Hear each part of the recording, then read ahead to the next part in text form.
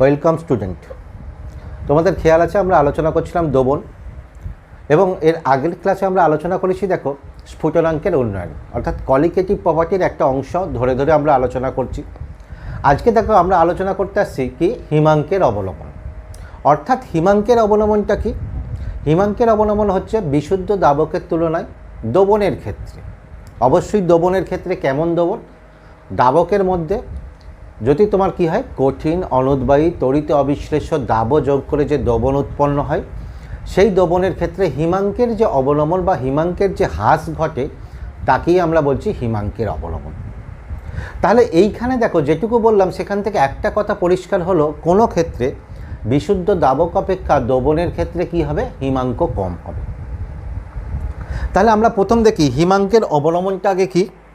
দেখো এখানে যদি বলি হিমাঙ্কের অবলম্বনটা কি, অর্থাৎ হিমাঙ্কের হ্রাস। হিমাঙ্কের হ্রাস কার ক্ষেত্রে? দ্রবণের ক্ষেত্রে। দ্রবণের ক্ষেত্রে ধরে নাও বিশুদ্ধ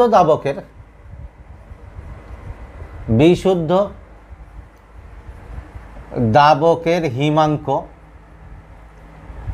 হিমাঙ্ক একে যদি আমরা দেখো টিএফ দ্বারা চিহ্নিত করি, ধরে নিলাম এটা কত, সাধারণত 0 ডিগ্রি সেন্টিগ্রেড অর 273 কেলভিন হয়েছে। এখন যদি দেখো এর মধ্যে কোনো দাব যোগ করে, অর্থাৎ কি আছে দাবক প্লাস দাব যোগ করে যদি দ্রবণের হিমাঙ্ক হয়, এইটাকে ধরলাম টিএফ ডট। এটা ধরে নাও হলো কত, ধরো -0.72, আর ধরে নাও এখানে ধরো যদি কমে তাহলে তোমার কত হবে, 272.28 কেলভিন হয়েছে। এখানে দাবটা কি বলেছি, দাবটা অবশ্যই তোমার কি হবে, কঠিন অনুদ্বায়ী, যে তোমার কি হবে দ্রবণে যার সংযোজন বা বিয়োজন ঘটে না হয়েছে, এইরূপ দাবক দ্রবণের ক্ষেত্রে। তাহলে দেখো বিশুদ্ধ দাবক তুলনায় দ্রবণের হিমাঙ্ক কি হয়েছে, কমেছে। তাহলে হিমাঙ্কের অবনমন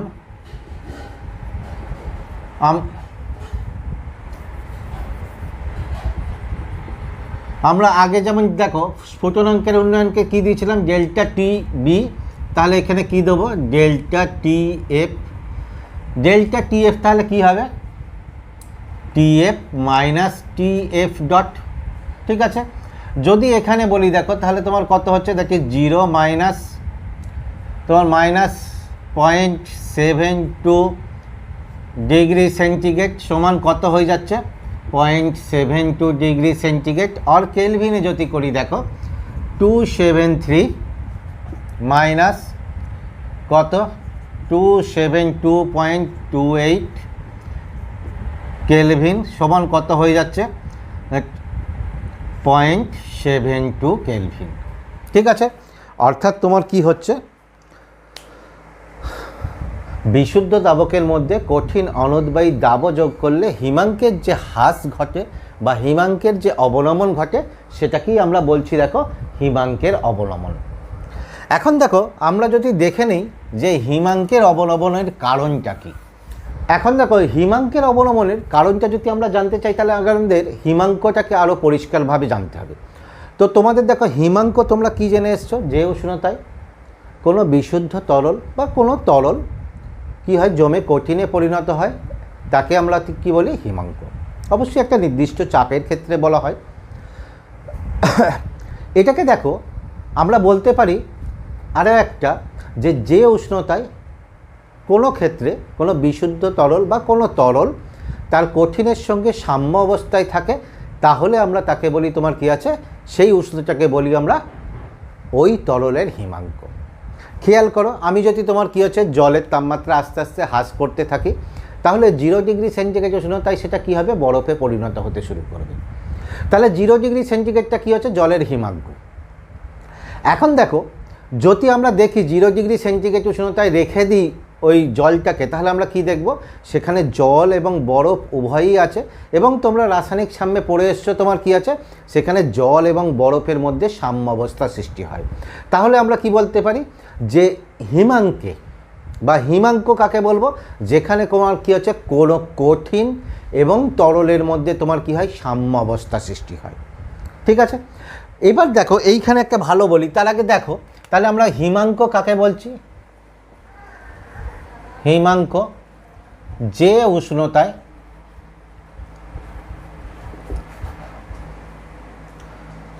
তরল এবং ওই তরল থেকে উৎপন্ন কঠিনের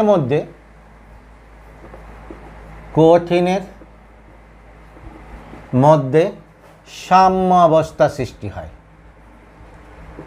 সাম্য অবস্থা সৃষ্টি হয় অর্থাৎ তাহলে কি বলতে পারি, তরল এবং কঠিন তোমার কি আছে, সাম্য অবস্থায় থাকে। এখন দেখো তাহলে তরল এবং কঠিন যখন সাম্য অবস্থায় থাকে, কোন অবস্থায় থাকবে, এবার তোমরা বাষ্পচাপের পরিপ্রেক্ষিতে ভাবো। তরল সে যে অবস্থাতেই থাকুক তার তরলের বাষ্পচাপ থাকবে, ঠিক একইভাবে কঠিন যে অবস্থাতেই থাকুক তার কঠিনেরও কিছুটা বাষ্পচাপ থাকবে। তাহলে তরল এবং কঠিন যখন সাম্য অবস্থায় আছে, কোন অবস্থায় থাকবে, যখন তরল এবং কঠিনের বাষ্পচাপ সমান হবে। অর্থাৎ তোমার কি আছে, তরলের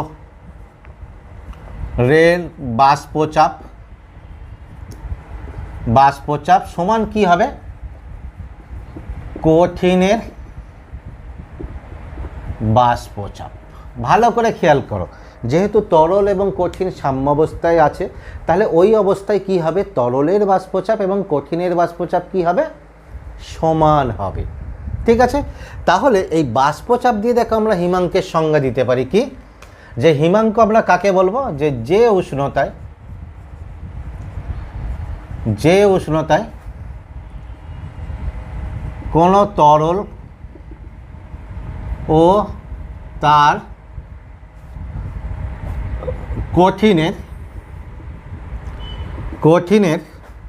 বাষ্পচাপ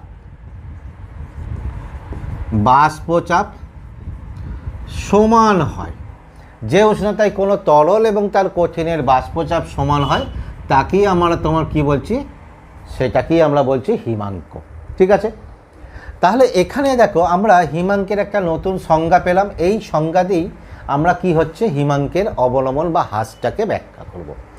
দেখো এই হিমাঙ্কের অবনমনটাকে খুব সহজে আমরা বুঝতে গেলে আমাদের লেখচিত্র দিয়ে বোঝাটাই খুব সহজ হবে। যেমন আমরা স্ফুটনাঙ্কের উন্নয়নের ক্ষেত্রে লেখচিত্র করেছিলাম, ঠিক একইভাবে এর ক্ষেত্রে আমরা লেখচিত্র করতে পারি। ধরে নাও আমরা লেখচিত্র করছি কার সঙ্গে, বাষ্পচাপ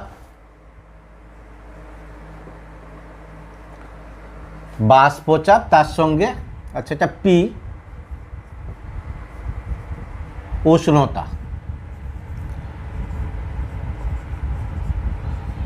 উষ্ণতা টি হয়েছে। বাষ্পচাপ উষ্ণতা লেখচিত্র করছি। এখন দেখো যদি আমরা বিশুদ্ধ দাবকের ক্ষেত্রে তোমার কি করি, লেখচিত্র করি, ধরো এই লেখচিত্র পেলাম। ঠিক আছে, এখন কি বলেছি, বিশুদ্ধ দাব কোনটাকে হবে হিমাঙ্ক, যেখানে তোমার কি আছে বিশুদ্ধ দাবক বা তরল এবং তার কঠিনের সঙ্গে সাম্য অবস্থায় থাকবে। তাহলে আমরা দেখো কঠিনের ক্ষেত্রে যদি উষ্ণতার সঙ্গে লেখচিত্র করি, তাহলে উষ্ণতা অপেক্ষাকৃত তোমার হবে এই টাইপের।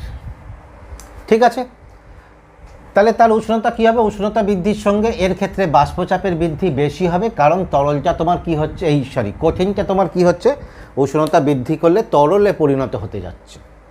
তাহলে হিমাঙ্ক কোনটা হবে, দেখো এইটাকে যদি আমরা তোমার কি হচ্ছে, যে জায়গাটায় তোমার কি হবে এই বাষ্পচাপ, অর্থাৎ এটা তোমার কি আছে বিশুদ্ধ দাবকের,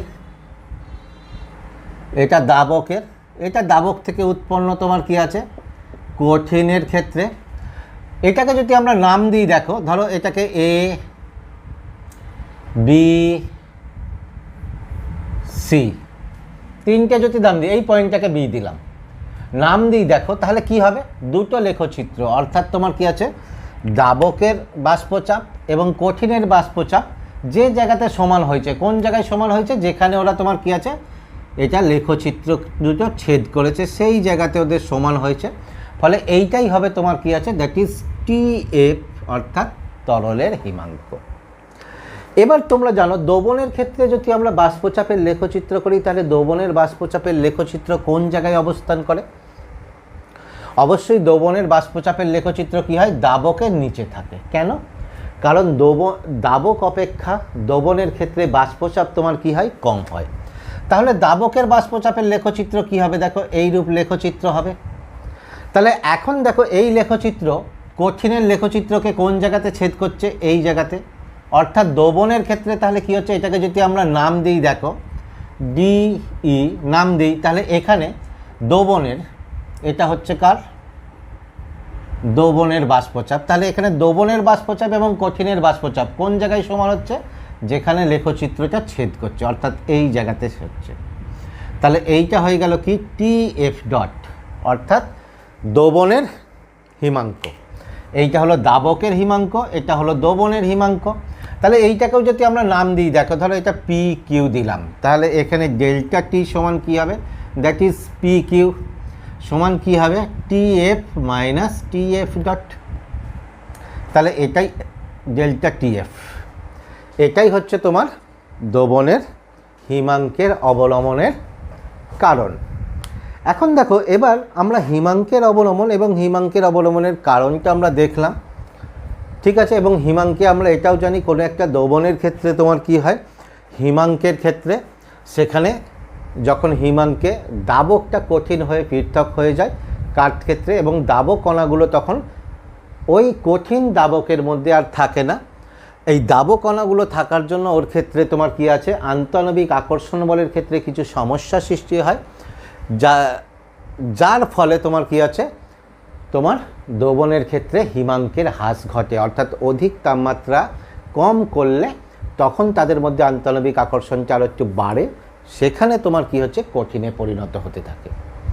এখন দেখো এই হিমাঙ্কের অবলম্বন সংক্রান্ত আমরা রাউল্টের সূত্রটা কি জানি, ঠিক রাউল্ট সাহেব তাহলে এই ব্যাপারে কি বলেছে দেখো, ঠিক একই রকম যেটা কঠিনের ক্ষেত্রে করেছি ঠিক একই রূপ আমরা, অর্থাৎ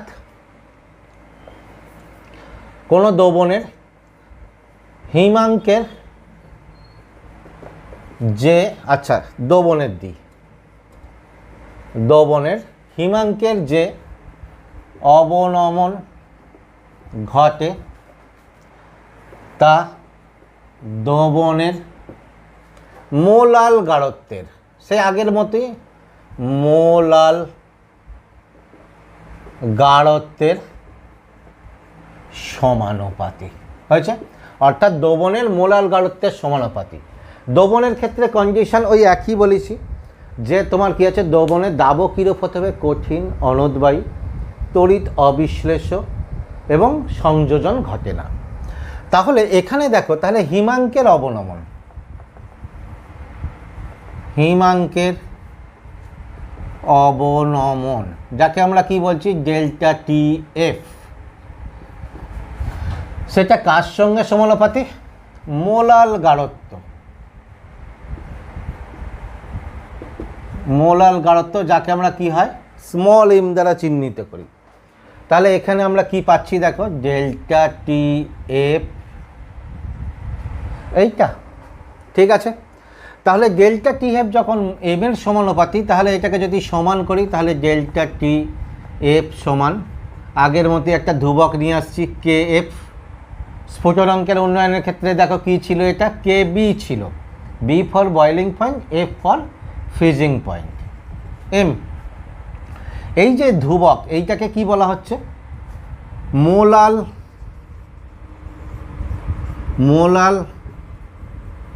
হিমাঙ্ক অবনমন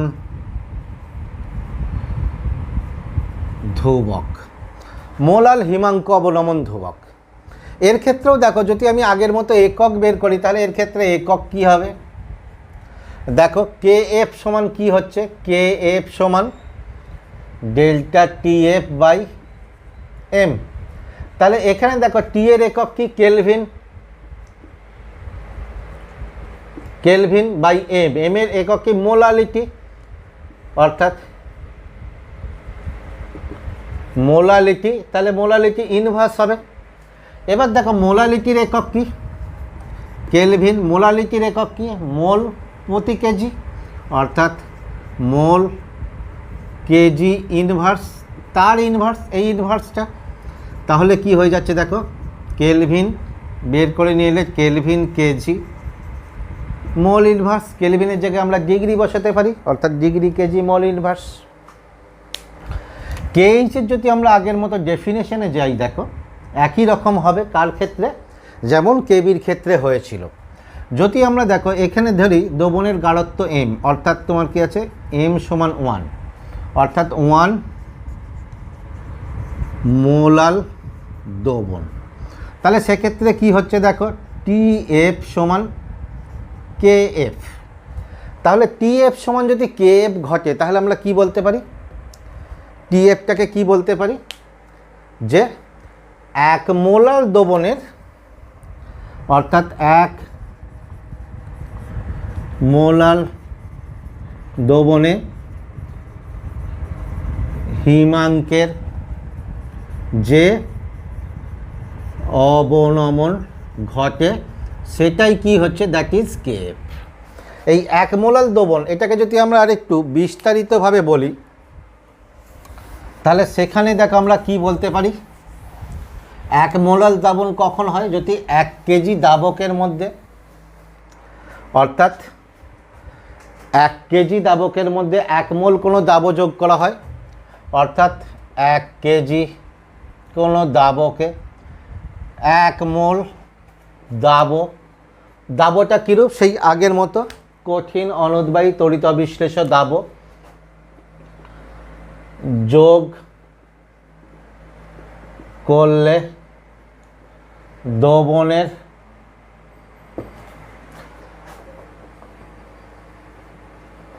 হিমাঙ্কের যে অবনমন ঘটে সেটাই হচ্ছে কি মোলাল হিমাঙ্ক অবনমন ধ্রুবক, অর্থাৎ কেএফ। ঠিক আছে, এই কেএফ এর মান কীরূপ হয়, কেএফ এর মান দেখো,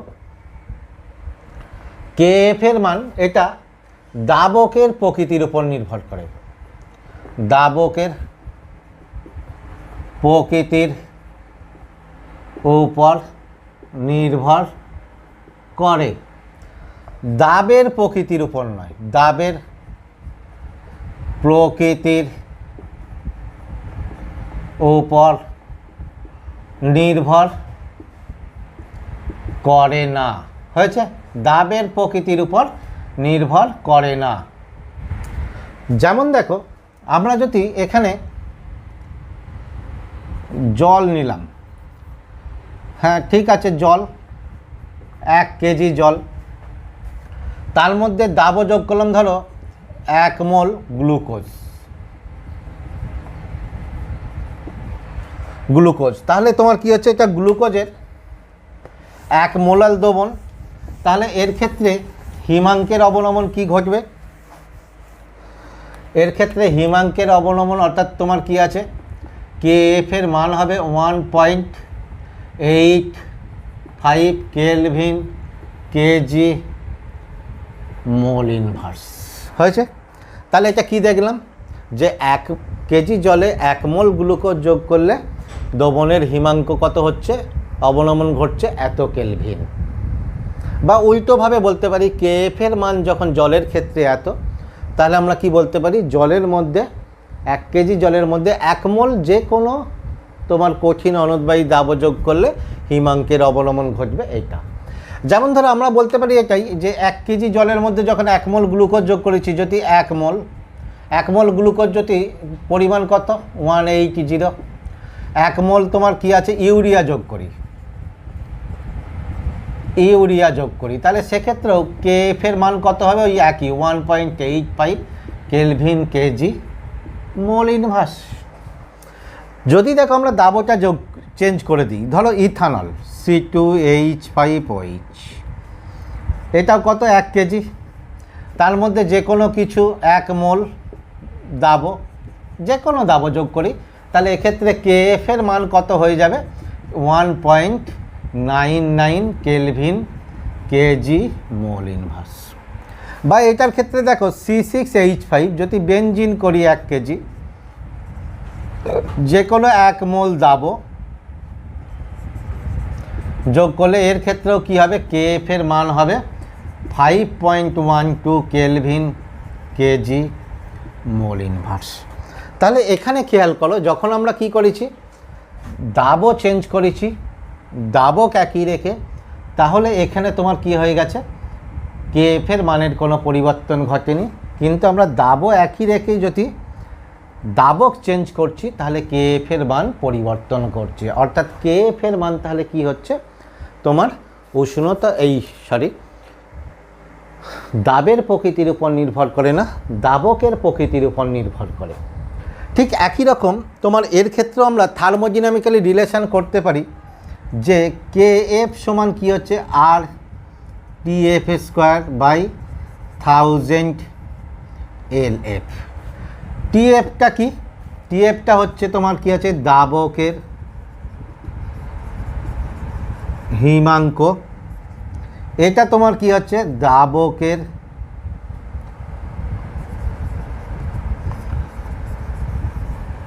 হিমাঙ্কের লিন তাপ প্রতি গ্রাম হয়েছে, প্রতি গ্রাম। তাহলে এখানে দেখো যে দুটো টার্ম আছে, আর তো ধ্রুবক, দুটো টার্ম আছে, দুটোই কি হচ্ছে দাবক সংক্রান্ত টার্ম। ফলে এক্ষেত্রে তাহলে আমরা একটাই কথা বলতে পারি যে কেএফ এর মান তোমার কি আছে, তোমার দাবের প্রকৃতির উপর নির্ভর করে না, কিন্তু তোমার কি আছে, দাবকের প্রকৃতির উপর নির্ভর করে। ঠিক আছে, তাহলে এবার দেখো কেএফটা আমাদের বোঝা গেল। এখানে যদি আমরা সূত্রটা নিয়ে আরও একটু আলোচনা করি, দেখো আমরা সূত্র কি পেয়েছি, যে ডেল্টা টিএফ সমান কেএফ ইন্টু এম।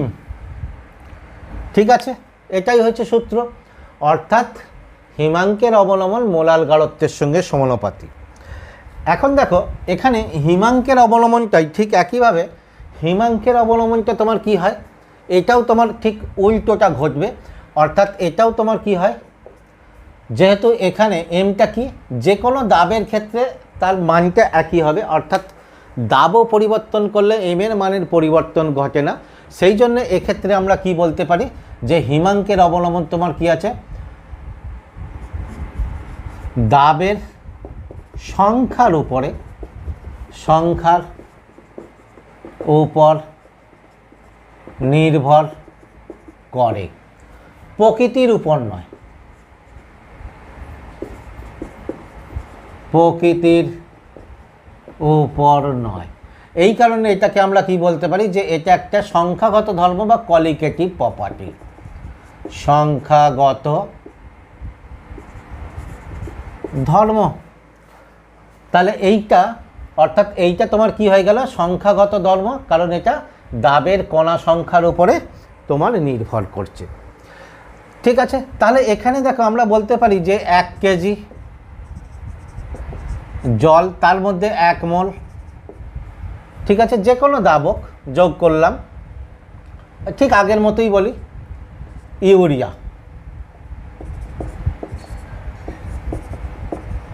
ইউরিয়া যোগ করলে, তাহলে এক্ষেত্রে দেখো, এক্ষেত্রে ডেল্টা টিএফ এর মান কি হবে, যেটা হবে ঠিক একইভাবে 1 কেজি জলে 1 মোল সুক্রোজ, এর ক্ষেত্রেও ডেল্টা টিএফ এর মান কি হবে, ডেল্টা টিএফ এর মান দুটো সমান হবে। ঠিক আছে, সমান হবে, অর্থাৎ একটা নির্দিষ্ট পরিমাণ দাবকের মধ্যে ভিন্ন ভিন্ন দাবের সমমোল সংখ্যক যোগ করলে দ্রবণের ক্ষেত্রে তোমার কি আছে, হিমাঙ্কের অবনমন সর্বদা একই ঘটে। এটাকে আমরা রাউল্টের সূত্রে লিখতে পারি, অর্থাৎ নির্দিষ্ট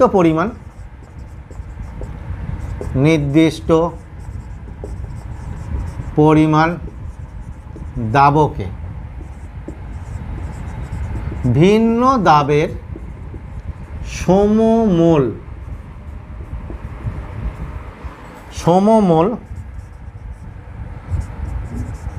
পৃথকভাবে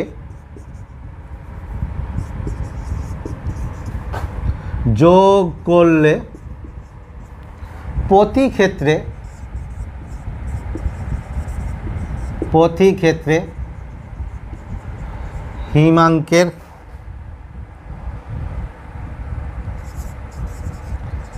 অবনমন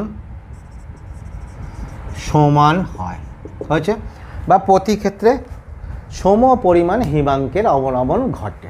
তাহলে এখান থেকে দেখো কি বলতে পারি যে 1 মোল বা একটা নির্দিষ্ট পরিমাণ জল নিয়ে, বা জল কেন অন্য দাবক যদি নিতাম, অ্যালকোহল নিতাম, তার মধ্যে তোমার কী আছে সম মোল পরিমাণে গ্লুকোজ, ফ্রুক্টোজ, ইউরিয়া যা ইচ্ছা যোগ করি না কেন প্রতি ক্ষেত্রেই হিমাঙ্কের অবনমন তোমার কী আছে একই ঘটবে।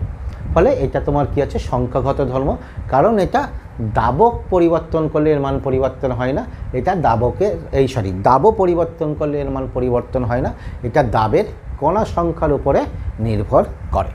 তো এখন দেখো আমরা ঠিক আগের মতো এর ক্ষেত্রেও যদি আমাদের এটা আণবিক ওজন এখান থেকে বের করতে দেয়, তাহলে আমরা এখানে আণবিক ওজনের সঙ্গে রিলেশানটা দেখে রাখি যে আণবিক ওজনের সঙ্গে এর ক্ষেত্রে রিলেশানটা কীরূপ হবে। ঠিক আছে, আমরা কি পেয়েছি, দ্যাট ইজ ডেল্টা টিএফ সমান KF ইন্টু M।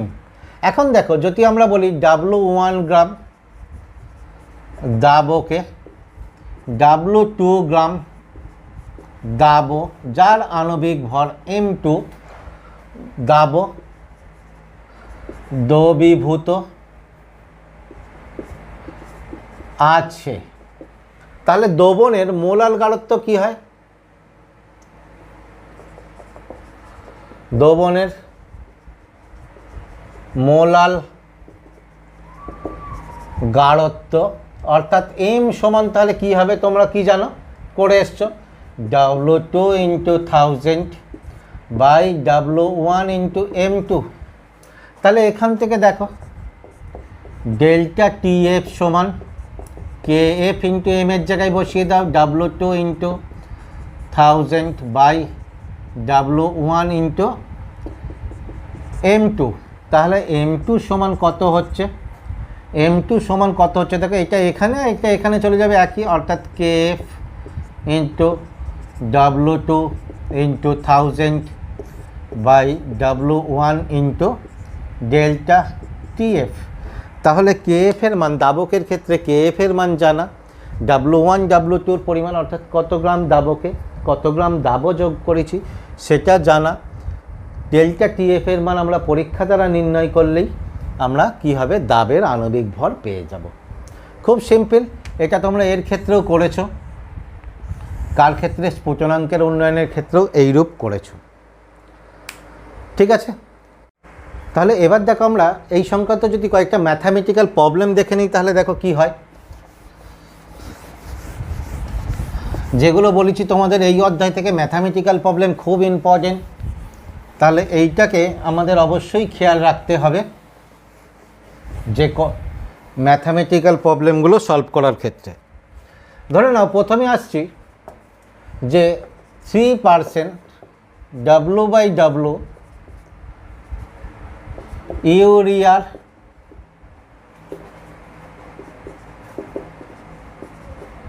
দ্রবণের হিমাঙ্কের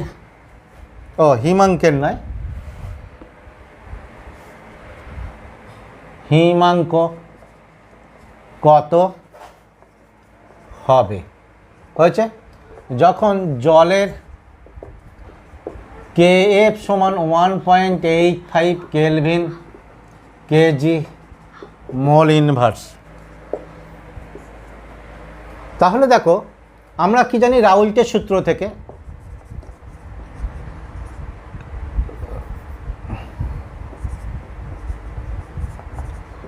রাউল্টের সূত্র থেকে কি হিমাঙ্কের অবনমন ডেল্টা TF সমান KF ইন্টু M। এখানে দেখো মোলার গাঢ়ত্ব কত দ্রবণের ক্ষেত্রে আমরা কি জানি? দ্রবণের ক্ষেত্রে মোলার গাঢ়ত্ব কি? W2 × 1000 বাই W1 × M2 হয়েছে। এখানে ইউরিয়ার দ্রবণ দেখো 3% W/W দ্রবণ, তার অর্থ কি? যে 100 গ্রাম দ্রবণে দাবক কত? 3 গ্রাম। তাহলে এখানে দাবক কত? দাবক কত? 100 - 3 গ্রাম অর্থাৎ 97 গ্রাম। ঠিক আছে, তাহলে এখানে যদি আমরা বসিয়ে দিই, দেখো M সমান কত হচ্ছে? 3 × 1000 বাই কত? 97 ইন্টু ইউরিয়ার ক্ষেত্রে কত তোমরা জানো, আগের অঙ্কে হয়েছে 60।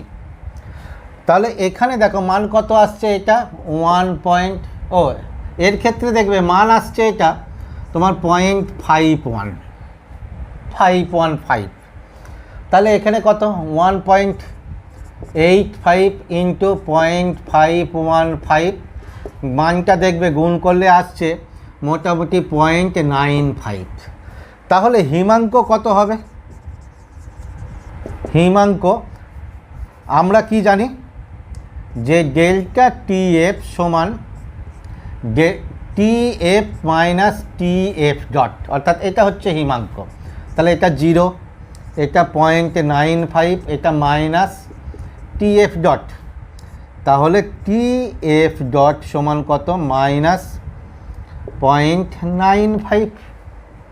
তাহলে এটাই হয়ে গেল। অবশ্যই ডিগ্রি সেন্টিগ্রেড এখানে, কারণ 0টা ডিগ্রি সেন্টিগ্রেডই বসিয়েছি। তাহলে এটা হয়ে গেল তোমার কি আছে? হিমাঙ্কের হয়েছে। আরও একটা দেখো, আমরা যদি খুব বেশ ভালো প্রবলেম দেখে নিই, দেখো কীরকম হয়।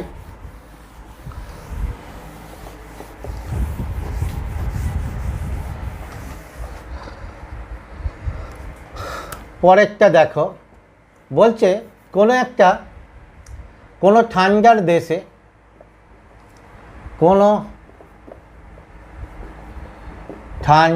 দেশে -6 ডিগ্রি সেন্টিগ্রেড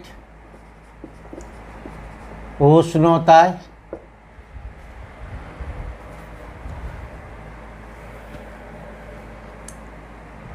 কোনো ঠান্ডার দেশের তাপমাত্রা দিই, তাপমাত্রা -6 ডিগ্রি সেন্টিগ্রেড উষ্ণতায়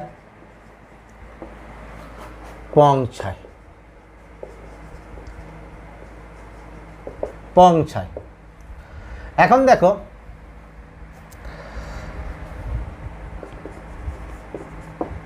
গাড়ির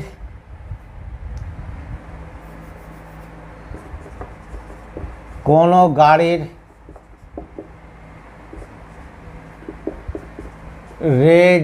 রেডিয়েটারে 4 কেজি জল ধরলে সেখানে কত পরিমাণ ইথিলিন গ্লাইকল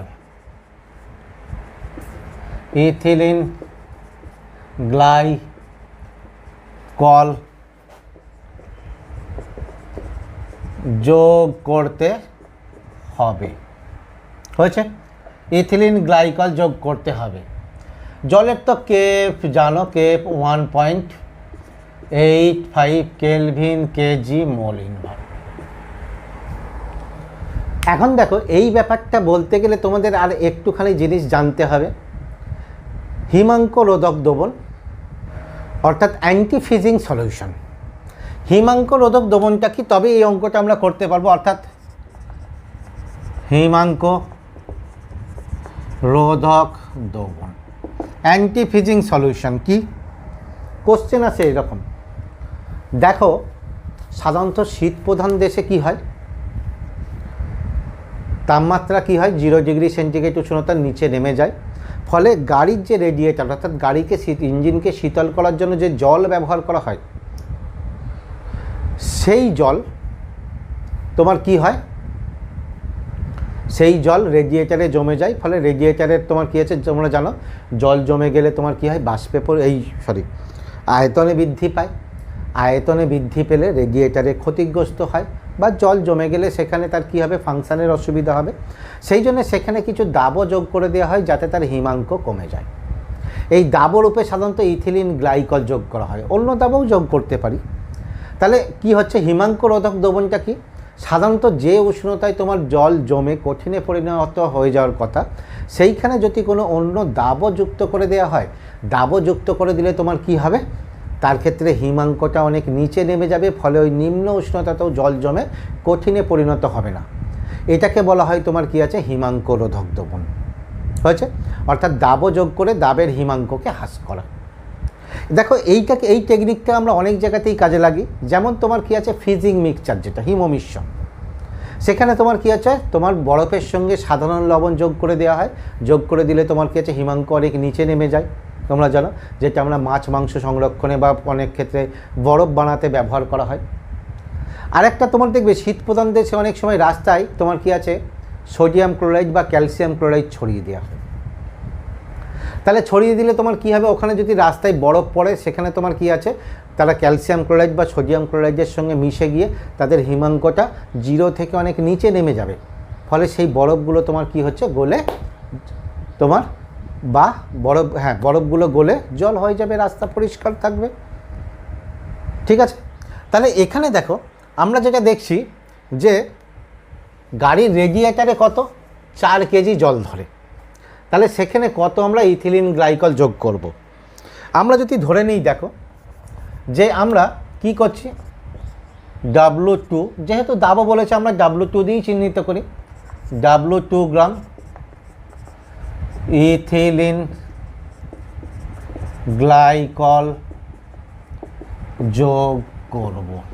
হয়েছে, W2 গ্রাম ইথিলিন গ্লাইকল যোগ করব। তাহলে এখানে দেখো রাউল্টের সূত্র থেকে আমরা কি পাচ্ছি, ডেল্টা TF সমান KF ইন্টু M হয়েছে। তাহলে M সমান কি হচ্ছে, that is KF into molar গাঢ়ত্ব কি, W2 into 1000 by W1 into M2। এখন দেখো আমাদের W2 বের করতে হবে। তাহলে W2 সমান কত হচ্ছে, দেখো W2 that is delta TF by কি আছে, এইটা দিকে চলে আসবে, KF সমান, যদি এই সমান বলছি ইন্টু, এটা যদি উল্টে যায় তাহলে কি হবে, M2 ইন্টু W1 বাই 1000 হয়েছে। তাহলে এখানে দেখো কত, আমরা ভালো করে খেয়াল করো কত ডিগ্রিতে জমে, -6 ডিগ্রিতে পৌঁছায়। তাহলে ওই পর্যন্ত যাতে না জমে আমাকে খেয়াল রাখতে হবে। তাহলে এইটাকে তো 6, এটার মান কত 1.85 হয়েছে, ইন্টু M2 ইথিলিন গ্লাইকল কত CH2OH CH2OH। তাহলে দেখো কার্বন 24, হাইড্রোজেন কত, দেখো 6টা হাইড্রোজেন 6, অক্সিজেন কত 32, তাহলে এখানে কত দেখো 62। তাহলে বসিয়ে দাও 62, W1 কত 4 কেজি, অর্থাৎ 4 ইন্টু 1000 এইটা। ঠিক আছে, এবার তোমরা এগুলোকে কেটে দাও, কেটে দিয়ে ক্যালকুলেশনটা করো। ক্যালকুলেশনটা করলে মান আসবে দেখবে 804.7 এত গ্রাম।